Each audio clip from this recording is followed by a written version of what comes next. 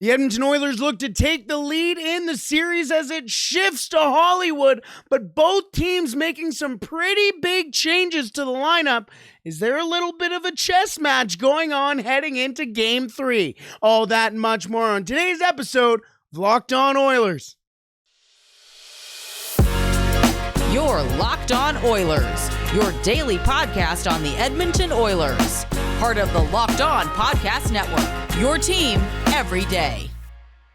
Hello and welcome back to Locked On Oilers, part of the Locked On Podcast Network, your team every day. I am your host and former Oilers game day producer, Brett Holden. As mentioned on today's episode, the series shifts back to Tinseltown into Los Angeles, and Game 3 is a big one. Both teams making some pretty interesting changes to their lineup, so we will preview the game and preview those lineup changes heading into Game 3 in just a second. But also on today's episode, we go through the 3 keys to victory for the Edmonton Oilers. As we all know, victory has been far from confirmed or promised for the Oilers in this series after blowing multiple leads in the series. So we will go through that. And to wrap up today's episode, speaking of playoff hockey, we're going to head down south of Bakersfield, California, as the Bakersfield Condors face off against the Abbotsford Canucks tonight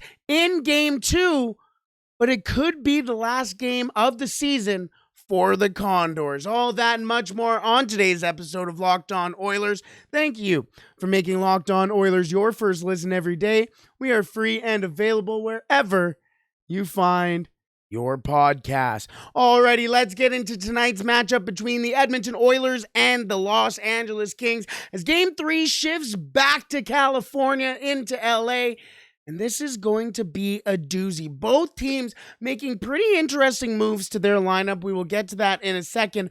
But those line changes or lineup changes may be a little bit of an indication as to what both coaches are expecting out of their teams tonight.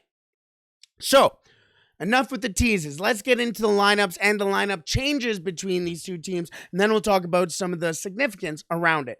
The Edmonton Oilers, they are going with an 11-7 lineup once again tonight against the Los Angeles Kings. Vander Kane getting elevated to the top line alongside Connor McDavid and Zach Hyman. Ryan Nugent-Hopkins drops down to Leon Draisaitl's line, who is also winged up with Kyler Yamamoto. Warren Foegele on the third line with Ryan McLeod and Derek Ryan, and Klim Kostin and Nick Bukestad will be the 13th, or they're playing with 11 forwards, your 10th and 11th forwards for the Oilers tonight. The defense looks the exact same, however. Darnell Nurse with Cody Ceci, Matthias Ekholm, and Evan Bouchard. Brett Kulak with Vinny Desharnais, and Philip Broberg is alongside Stuart Skinner. Well, Philip Broberg is the 7th defenseman. And to be honest, well, Stuart Skinner is kind of the 8th defenseman. Stuart Skinner getting the start in goal for the Oilers. Now, on the flip side for the Los Angeles Kings, we'll talk about the Kings lineup first, and then we will get to this little bit of a chess match for the Oilers and the Kings. But the Kings lineup like this: Quinton Byfield on the top line with Anze Kopitar and Adrian Kempe. Trevor Moore alongside Philip Deneau and Victor Arvidsson. Carl Grundstrom is alongside Gabriel Velarde and Alex Iafallo. And on the fourth line, Jared Anderson-Dolan, Rasmus Kupari, and Zach McEwen will cue back into the lineup for the Kings tonight. On the back end, Mikey Anderson alongside Drew Doughty, Vladislav Gavrikov alongside Matt Roy, Alex Edler and Sean Durzi are the third pairing, and Jonas Korpisalo, who has been probably the LA Kings' best player outside of Adrian Kempe. You know what? I would still say Korpisalo has been their best player. He does get the start in net for the Kings. So let's get into some of the matchups here for the Oilers and the Kings. The first one I want to talk about is Zach McEwen.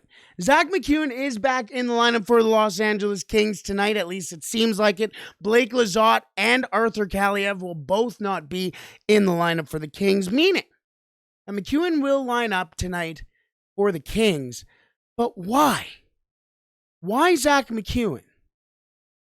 I'm starting to think here, Game 3, first game in Los Angeles in the series.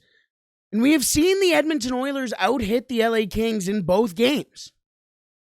I'm curious if the Los Angeles Kings, and more specifically Todd McClellan, feels like the Edmonton Oilers are starting to batter his team. We have seen Klim Kostin in a matter of 2 games have 10 hits in those 2 games, and he's had barely 20 minutes of ice time, if that. That is fantastic, but I feel like the LA Kings are starting to feel the wear and tear of the series already. That is a good sign for the Oilers right there. Now, let's get into the top pairing, or the top lines, I should say, for the LA Kings. Anze Kopitar and Phillip Danault. Yeah, Phillip Danault. I thought I was talking about somebody else. And Phillip Danault are both fantastic defensive hockey players, and we both know that they have been lined up in front of Connor McDavid and Leon Draisaitl all series. There's a reason, and we have seen that work out for the Kings so far against Connor McDavid, but not so much against Leon Draisaitl, who is 5 points in these 2 games for the Edmonton Oilers, including 3 goals. He has been fantastic. Now, the guy who is assigned to him has been Anze Kopitar so far, and Phillip Danault on Connor McDavid. My question is, are they going to continue to follow up with that matchup with the last change in LA? Or are they going to switch it up? Because as soon as you let Connor McDavid have even an inch in this game, he's going to take a mile. Connor McDavid is going to come out here with a vengeance. He wants a goal. You hear him go out there and go, I don't care about the points. I just care about winning.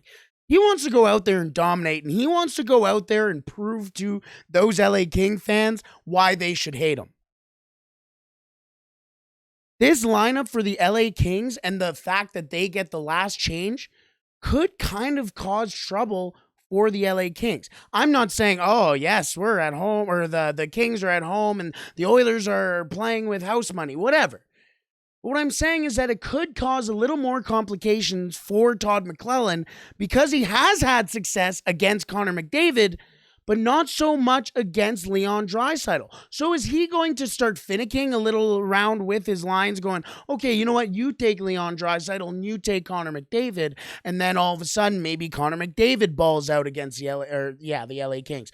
Maybe Leon Draisaitl then gets a favorable matchup that nobody expected him to get, and then he's turned on as well in this game. This could be a very interesting chess match between the Oilers and the Kings, and we have to still see who Jay Woodcroft wants out against the LA Kings. Again, it's going to be difficult for Jay Woodcroft. In fact, he's probably not even going to be able to line match against the LA Kings, especially with the 11-7. So, what is he going to do? Plus, with the 11-7, you have the extra defenseman to worry about. Where are you going to put Connor McDavid and Leon Draisaitl? If there are players who are shutting down Connor McDavid, are you willing to put him out with a Kostin and a Ryan? We all know he is, but what will that look like as well? There are a lot of very interesting things that go into this game tonight. And the other thing to remember, last time the Edmonton Oilers went into the Crypto.com arena, they won. In fact, they won the last 2 times in the regular season that the Oilers and Kings played.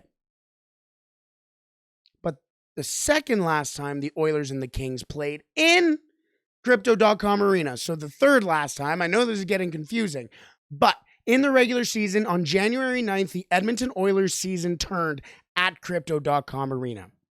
This is a place that now the Edmonton Oilers seemingly are pretty comfortable to play in, and the Edmonton Oilers down the stretch has had one of the best away records in the NHL.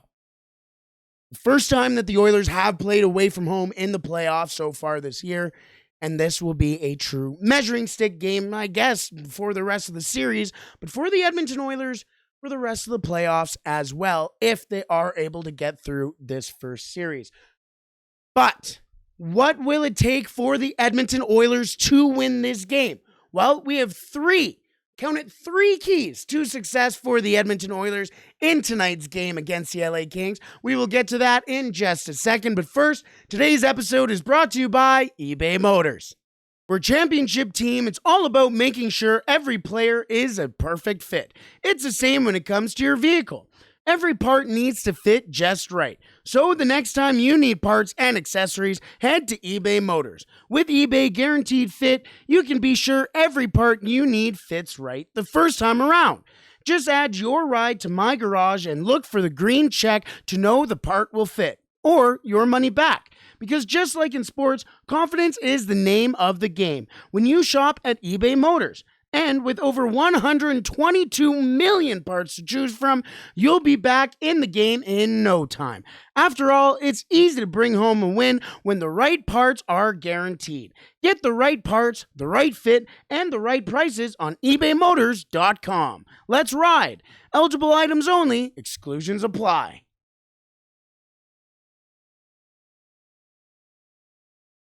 Alrighty, let's get into the 3 keys to success for the Edmonton Oilers heading into Game 3 tonight against the Los Angeles Kings. And let's start off with the obvious one.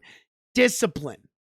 Discipline. Stay out of the penalty box. The LA Kings have an 11-5 advantage when it comes to the amount of power plays, or penalties, I should say, that they have taken.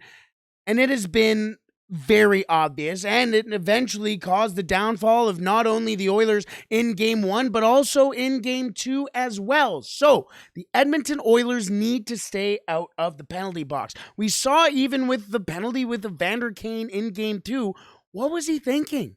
That's not a good play. It was a dumb play to make, and he will be the first one to admit, I don't know what I was doing. That was stupid, just trying to get it out. And he did, out into the fans. So, the Edmonton Oilers just need to think. They need to get out there, play hard, keep their feet moving, finish their checks. It depends on, but they just need to play good hockey, hard hockey, and go out there and play well against the Kings. Stay out of the penalty box, and they will do just fine. So the first key is discipline. The second key, keep the foot to the pedal. We've seen the Edmonton Oilers blow 2-goal leads 3 times already in this series, I should say. Twice in Game 1 and once in Game 2. And that is not a recipe for success. It's the exact same story, basically, from last year's playoffs, But if this team wants to win a Stanley Cup, they need to learn from their mistakes, not only from this year, but from last year as well. So, key number 2, foot to the pedal. What are the Oilers doing if they can't score goals? They're losing. That's what that is. And the third key to success for the Edmonton Oilers heading into Game 3 against the Los Angeles Kings tonight, let the crowd hate you. Let them hate you. Embrace the heel of it. It's the good old wrestling adage. It's the heel versus the face. And we go into, we see, or at least I should say, this series goes back into Los Angeles, and nobody in LA likes the Edmonton Oilers. As somebody who goes to LA is my second home, and there's a surprising amount of LA Kings fans. And LA Kings fans are passionate people. Man, are they passionate. They can cheer on anything. Offsides, icings. I mean, there's a delayed penalty on their team, and they're going crazy. Fair enough, as they should, but every single thing. I was at a playoff, or it wasn't even a playoff game. It was an overtime game against the Vegas Golden Knights on December 29th, might have been December 28th, back a couple of years ago, and they were cheering for zone entries. They were cheering when the other team went offside. They love the Los Angeles Kings, and they hate Connor McDavid and the Edmonton Oilers. As soon as Connor McDavid touches the puck tonight, it will be like public enemy number 1 is in the building right there, right now. And to be honest, he is. And the Edmonton Oilers need to embrace that. They have the 2 best players in the league right now on their team going up against that supporting cast, or against the LA Kings. And the supporting cast is just as good. Well, You can't get as good as Connor McDavid and Leon Draisaitl, but the supporting cast is one of the best in the NHL. Vander Kane is another one of those most hated players in the NHL, and Zach Hyman, if he does the right things, can certainly get under the skin of the opposition. Darnell Nurse is going to be throwing hits. Vinny Desharnais is 6'7", so it's difficult to get past that guy as well. Klim Kostin is going to be a guy that I'm sure a lot of Kings fans won't like as well. So embrace it. Embrace the hate. Make that building absolutely erupt in envy, in absolute righteous hate. Let it happen. Let it all come out. And that's going to come out because of the hard work that the Edmonton Oilers could put in this game. The Oilers go out there and win you can only win so many puck battles, but if you go out there and win early puck battles, get shots on goal, keep banging bodies, you are going to get under the skin of not only the opposition, but the fans as well. So the third key to victory for the Oilers is let the crowd hate you. Just embrace the heel, baby. Alrighty, let's wrap up this segment here. Just before we do, let's summarize the 3 keys for the Oilers. The first one being the discipline. Stay out of the box. Stay out of the box. The Oilers have taken way too many penalties, and the LA Kings are probably going to be a little charged up as well heading into this one. So let them, take a couple of extra shots. Don't retaliate.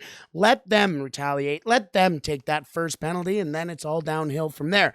The second key to success for the Edmonton Oilers is keep the foot to the pedal. The Edmonton Oilers have blown 3 2-goal leads in this series so far, including in the Game 1 loss and in the Game 2 win. So if the Edmonton Oilers can get the lead and keep the foot to the pedal, I'm not sure if I like LA's chances. And the third and final key to victory for the Oilers, let the building hate you.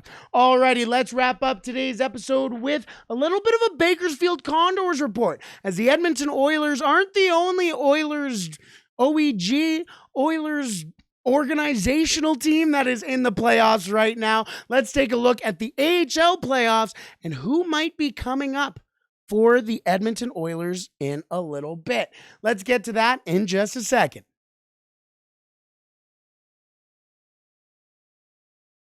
Alrighty, let's wrap up down south with the Bakersfield Condors, as the Bakersfield Condors are currently in a playoff spot. Well, not only in a playoff spot, they are in the playoffs right now. And unfortunately for them, they have their backs against the wall. The Abbotsford Canucks go on to beat them on Wednesday 3-0. And this is only a best of 3 series. The first to 2 wins wins the series. That makes sense. But with the first loss for the Condors, the fact that they might lose and their season may end tonight, that means that there's going to be a plethora of black aces who are going to be coming up and practicing with the Oilers and potentially getting into some playoff time for the Oilers, pending any injuries for them. But before we get into the black aces, let's talk about this series against the Abbotsford Canucks. 3-0 loss against the Canucks on Wednesday.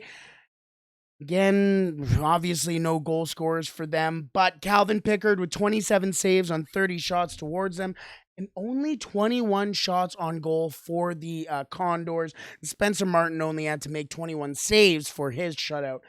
Alex Peters did get into it at the end of the game with Chase Waters at the end of that one, so maybe watch for some. It seems like it was a pretty gritty game. The game was happening at the exact same time as the Oilers game, so I did miss some of that.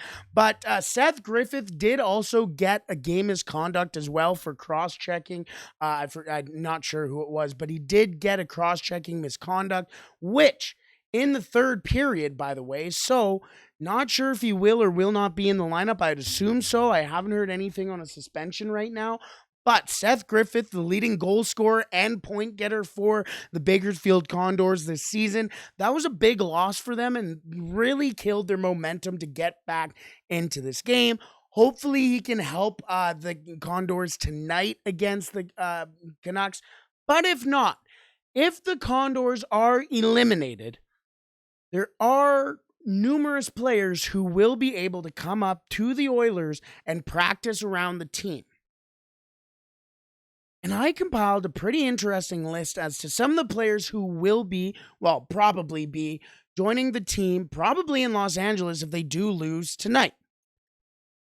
First one being the obvious one, Dylan Holloway. Dylan Holloway has been in the Bakersfield Condors organization, well, with the Bakersfield Condors, I should say, since he was sent down earlier this year. He's been pretty decent so far. Was injured in his first game back with the Condors, so he did get about a month off, a month and a half off. Did come back, has been playing pretty decently. He will be one of those black aces that come up to the Oilers as well. How about Xavier Bourgault as well? Will be probably coming up to the team if they do lose. And Raphael Lavoie has been a name that I've heard a little bit around. If the Oilers do get another injury, he may be the one over Bourgault and Holloway to get into the lineup, which would be very interesting. Raphael Lavoie was a first-round talent in his draft. I had him going, I believe it was 16th overall to the Pittsburgh Penguins. But my concern was how his game would translate to the pros. He was a big guy, dominating junior hockey, standing out in front, was skating really well as well. But then, ever since getting drafted really and becoming a pro, it wasn't really clicking for him. Until the back half of this year, and then all of a sudden he became the Bakersfield Condors' best player. So I'm kind of concerned on the recent surge in his game and if this is a little bit of a flash in the pan, but wouldn't be bad to kind of capitalize on that flash in the pan if so. But those aren't the only three players who might get the call up. There is a very long list of players who are technically under contract with the Edmonton Oilers and can join the team in the Black Ace capacity. Here's the list, and then I'm going to go through some of the highlights for those players as well. First one being Justin Bailey, Seth Griffith, Brad Malone, Noah Philp, I should say, then Phil Kemp, Cam Dineen, Jason Demers, Ty Tullio, Calvin Pickard, Olivier Rodrigue, James Hamblin, Marcus Niemelainen, and Carter Savoy. Those were at least the ones I know about off the top of my head. Let's talk about some highlighted players, though. Justin Bailey, who was initially signed to a PTO with the Edmonton Oilers heading into training camp, he got injured and was unable to play with the Oilers on the PTO, went down to Bakersfield, and at a stretch of time was their best player, especially coming out of the Christmas break. And then coming out of the Christmas break, he earned himself a pro contract with the Oilers. So, maybe a player to watch out for the Black Aces as well. Next player as well, Noah Philp, who has been a pretty quiet player, pretty quietly confident player is more where I'm going with. A lot of people compare him to kind of a Derek Ryan type player coming out of the University of Alberta Golden Bears program, going into an organization which... It's a pretty interesting feel. He's probably going to be a bottom six guy. He's going to be a defensive forward, but a pretty interesting name to watch out for here. Now, how about Cam Dineen? Cam Dineen was on top of Nick Bjugstad, the player that the Oilers also acquired in the, Nick Bjugstad trade, where... who was the other one going the other way? Michael Kesselring, there we go, at the time, who was the leading scorer in AHL defensemen, or in the AHL amongst defensemen. Then Cam Dineen came in. He has been a very good player in the AHL recently and just signed a pro contract with the Edmonton Oilers as well. I think he's going to get a lot of looks around the Edmonton Oilers defense. And with the Oilers' defensive core right now, or at least their defensive prospects, not the strongest, Marcus Niemelainen, or at least the ones that are coming up right now into the Black Aces with Marcus Niemelainen, maybe Jason Demers, Phil Kemp would really be the only other one after Cam Dineen, or after Marcus Niemelainen, really, who could get some time. Cam Dineen has consistently been a very good player in the AHL. He has good size, a good shot, can skate pretty decently. He might be an interesting name to look out for as well. Not too worried about goaltenders unless a goaltender does go down. Knocking on wood. But Olivier Rodrigue has had a very solid year for his, I guess they're kind of calling him a rookie, even though he's been in the organization since before the Vietnam War. But Calvin Pickard will probably be the goalie who does see backup time, as he was the goalie who was called up when Stuart Skinner did head home for the birth of his first child, I should say. Alrighty, let's wrap up there. Game 3 goes tonight in Hollywood. 8 o'clock coverage starts. We all know it's probably 8:30, 8:20, but you know what I mean. The Edmonton Oilers have the opportunity to take the series lead tonight. Stuart Skinner gets the start in goal. Jonas Korpisalo on the other side. What a time to be alive. What a time for Oilers hockey. Let's wrap it up there, folks. Hopefully, at the end of tonight's game, we can all play La Bamba, baby.